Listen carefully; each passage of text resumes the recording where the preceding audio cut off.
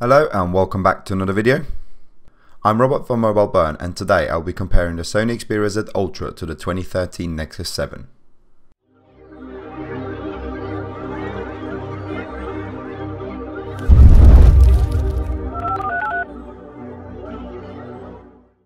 Both devices have been released over the last couple of months, but with very different target audiences in mind. Since its first release in 2012, the Nexus 7 has been aimed at the value for money audience whilst maintaining some high-end features. The 2013 model refresh certainly keeps this tradition going. The Sony Xperia Z Ultra, on the other hand, is targeting a new niche in the market with super high-end features and huge amounts of power. In terms of footprint, the Xperia is the smaller device of the two, being shorter and narrower with a much slimmer bezel, especially around the sides. Both devices, however, feature quite large bezels at the top and bottom where most of the components are housed. Looking at the devices side by side, you can see how thin the Sony Xperia Z Ultra is at only 6.5mm compared to the 8.7mm of the Nexus 7. ASUS, however, have made a nice job of rounding the edges to make the device feel a lot skinnier than the specs would have you believe. Continuing around the back, the power and volume buttons have remained in the same positions to the previous generation Nexus 7, meaning that they are still quite difficult to access compared to its competitor. Sony have decided to place them quite close together in the middle of the device for ease of access. In terms of build quality, the Nexus 7 is constructed out of a single piece smooth chassis that wraps around the Gorilla Glass front. Alternatively, the Sony is made out of two large pieces of glass covering the front and back of the device, which are being held in place by a metal frame, giving it a premium feel. From a personal point of view, I feel a lot more confident holding the Nexus 7 due to the non-slip rubber back compared to the quite slippery Sony Xperia Z Ultra. Camera-wise, the Sony features an 8MP sensor on the back, which is being complemented by a 2MP front-facing camera, both capable of shooting 1080p video at 30 frames a second. The rear of the Nexus 7 houses a 5MP sensor, able to record videos in Full HD, with the front-facing 1.2MP camera only capable of producing 720p video. The lack of LED flash indicates that neither company intended for the device to be used for photography, other than the occasional snap. The images both devices produce are nothing to shout about, sadly, with image quality being acceptable in very good daylight, but when the light starts to diminish, so does the picture quality. One thing I am really glad about is the upgrade to the stereo speakers compared to the previous generation Nexus 7. The first of the two is located at the top next to the camera, with the other being right down the bottom, split by the micro USB charging port. The location could have been a little bit better, as your hands cover them quite easily during gameplay or when watching a movie. Sony have decided to incorporate its mono speaker into the metal frame at the bottom of the device, also making it quite easy to cover when held in landscape mode. Sadly, it is by far the worst part of the phablet compared to its rival's superior dual speaker layout. One thing that Sony has continued since the release of the Sony Xperia Z is the IP certification, making the devices water and dust proof. This does mean that the micro SIM and micro SD card slot are both covered by fiddly flaps which are quite awkward to open. Sadly, there's no option to expand the memory on the Nexus 7, so it's stuck with either a 16 or 32GB model. Battery-wise, they both feature non-removable batteries, with the Nexus 7 having a larger 3950 mAh capacity compared to the Sony's 3050 mAh.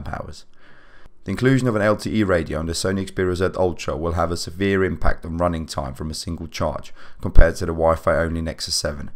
In day-to-day use, I've managed about twice as much screen on time with the Nexus 7 compared to the Sony, but both will easily last you throughout a day even under heavy usage. Luckily, there is the possibility of charging the Sony via a dedicated dock connector at the side of the device, but the crown has to go to the Nexus 7 with its wireless charging capabilities. Now to the most important part of any mobile device, the display. Both devices feature a Full HD resolution display, easily matching if not surpassing the competition.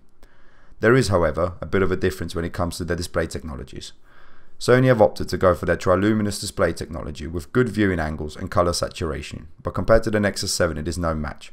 Its backlit IPS panel is far superior in every sense, with unmatched viewing angles as well as color saturation, making it a joy to use. Sony does, however, have a trick up its sleeve with the inclusion of the ability to use a pencil instead of a stylus to draw directly on the display, making it even more practical than a Galaxy Note, for example. In terms of actual specs, the Sony simply blows the Nexus 7 out of the water, with a top-of-the-range Snapdragon 800 CPU clocked at 2.2 GHz, a massive 2GB of RAM, and the Adreno 330 GPU.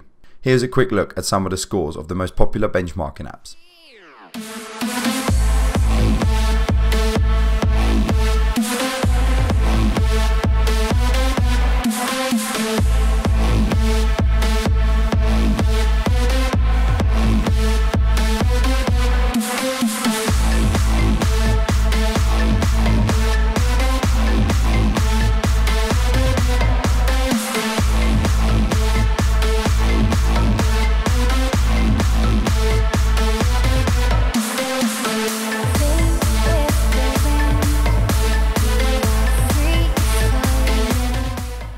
to pick a clear winner after those scores, but let's have a look at how they actually perform in day-to-day use.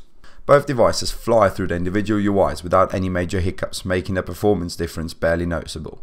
The Nexus 7 achieves this fluidity due to its running the latest software, Android 4.3, which comes pre-installed on the device. The Sony, on the other hand, is running the slightly older version of Android 4.2.2, but having said that, there are hardly any differences between the two.